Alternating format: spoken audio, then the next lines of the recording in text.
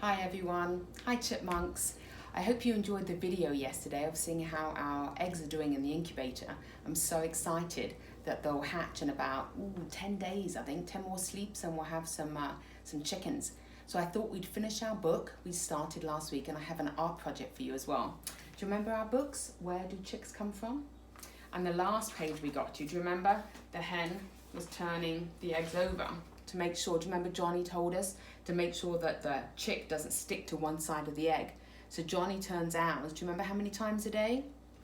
That's right, 3 times a day. And the mother hen knows that she has to do that as well, so she turns them. So this is where our chicks are today, day 11. Look how big his eye is. So the chick can open and close its beak now, and it wiggles and bends, and tiny bumps appear all over the chick's skin. Do you see these little bumps here? Lots and lots of little bumps. And in a few days' time, these bumps will have feathers on them. That's where the feathers are going to come from. Day 14, the chick is tightly curled inside the egg. It turns to lie on its side. As the chick uses up more and more of the yolk, the waste bag expands. The chick has grown a special bump on the end of its beak, and it's called the egg tooth. Do you see that? Right here on the end of its beak. So he's going to need that to help him get out of the egg. So that's his egg tooth, that little bump there. Look how big his eye is. And do you see all these bumps on his skin? That's where his feathers are going to grow in. The hen clucks softly and turns her eggs again. The chicks are learning to recognize the sound of their mother's voice. The hen no longer leaves her eggs. She will not eat or drink again until after they have hatched.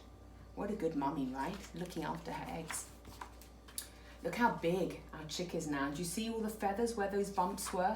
On the previous page, now we have feathers. The chick has grown so big that it touches the inside of the shell on every side. Soft feathers called down cover its head and body, and the chick uses up the last of the yolk, so that's for all his energy. The yolk will give the chick energy to hatch and then rest for a few days without eating. Look at our chick, he's so tightly squashed in his egg. The chick practices breathing. In one day it will hatch. Inside the eggshell, the chick pecks a hole into the airspace at the end of the egg. It takes its first breath and goes cheep, cheep. Cluck, cluck, answers the hen. They recognize each other's voices. The next day, the chick pecks a tiny hole in the shell using its egg tooth. This is tough work for the chick, and after making the hole, the chick sleeps for a few hours. It's very exhausting. Look at the big hole he's made in his egg, and there's the mother hen making sure that he's staying nice and safe. When the chick wakes up, it pecks for hours. It pecks a circle around the inside of the shell, and next it pushes hard against one side of the shell with its feet. Then it pushes hard against the other side with its neck and shoulders. Crack! The chick has hatched. The shell and the dried up waste sac fall away, and the chick doesn't need its egg tooth anymore, and in a few days it will fall off. So look, we started with this little hack. You can see his egg tooth here helped to make a little hole in his egg, and then he manages to crack it a little bit further and then pushes it aside, and out he comes. And here's his little egg tooth that will fall off in a day or two because he no longer needs it. Look how big he looks. It doesn't seem possible that he was in the egg, right? And look how big his foot is. His feet look so big compared to the size of him. The chick is tired. It rests its wobbly legs as the other chicks finish hatching. So they're all hatching at different times. Here's the mother hen. The hen fluffs her feathers and spreads her wings to cover and warm her new chicks. The babies nestle close to their mother and sleep, and as they rest, their down dries. Do you remember that's their feather? Their legs and necks grow stronger. So here they are being kept warm by their mother. Hours later, the fluffy chick is the first to run out from beneath its mother's wings. The others soon follow, and together the hen and her new chicks search for food in the barnyard. Isn't that amazing? Not that long ago, it was still in its egg, cracked its way out, just needs a little bit of rest so he's able to stand on his feet, and then there he is in the barnyard getting his food. So I hope you enjoyed that story of learning how we come from that egg to the chick. Where do chicks come from? So I thought it would be fun to do an art project. We're going to see if we can paint our own little chick. And as my chipmunks will know, Mrs. Lansdell likes to paint with things other than paintbrushes. Paintbrushes are fun, but it's also fun to do other things as well. So what you're going to need, we're going to paint with a fork. So we've got the fork, you'll need some yellow paint, you'll need some orange marker and a black marker and a piece of paper. So what you want to do is get some yellow paint and put it on, I'm just putting it on some newspaper, you can put it on a paper plate if you want.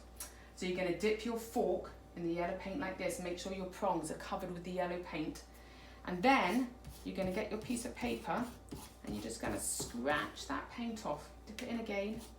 You want to get it in all different directions, and you can turn your fork over like this, keep turning like this, all different directions, and you can make it as big as you want. You can make your chick as big as you want. I'm going to turn it over like this. Do you see how I'm turning the fork different directions to make sure all that paint comes off? The paint's coming off here. Oh, Mrs. Mansfield just needs to turn off her cooker. One sec. There we go. Back we are for the chick. So I think that's a good size for our chick. All the different lines. Okay. Doesn't really look like a chick at the minute, right? So I think we need to make sure, what does he need? That's right, he needs eyes and a beak, right? So for my beak, I cut out a square, and then if you fold it over, it becomes a triangle, right? So I'm going to colour that in my orange marker. So you just want to colour all that in like this,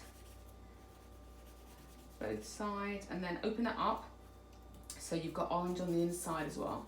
And you'll find you don't really need glue to stick this on because our paint is still wet. That will act like glue. So put it in the middle for his beak like this, and then we're gonna give him some eyes. Now I don't have any googly eyes in my house. If you have googly eyes, you could use those. You could wait for the paint to dry and colour on in some black, but I'm gonna cut out 2 circles. I cut out one, so I'm gonna colour that in black like this. So this is going to be his eye. Colour that all in black. And again, you're not going to need the glue, you can just pop it on because the paint acts like glue. So pop it on there. So I just need to cut out one more circle from here like this. I'm going to colour him in black and then put that on for his other eye. Okay, he's nearly done. Oh! He needs some feet. He needs his feet to be able to get around. So my orange marker, you're gonna have some lines coming down here. You want a rectangle going all the way up to his feathers. And 1, 2, 3 little feet. And again, we're gonna have a rectangle over here. And 1, 2, 3 little feet. And voila, there you go. You have a chick. It kind of looks similar to our book chick, right? And then what you can do is have a whole page of chicks, right? Like we had in the back of our book, they were all out in the barnyard. You could see if you could do that as well. Get your chicks. But that gives you an idea of how fun it is to paint with things other than paintbrushes. So enjoy painting with a fork, my friends, and I'll catch you soon for more updates on the chicks.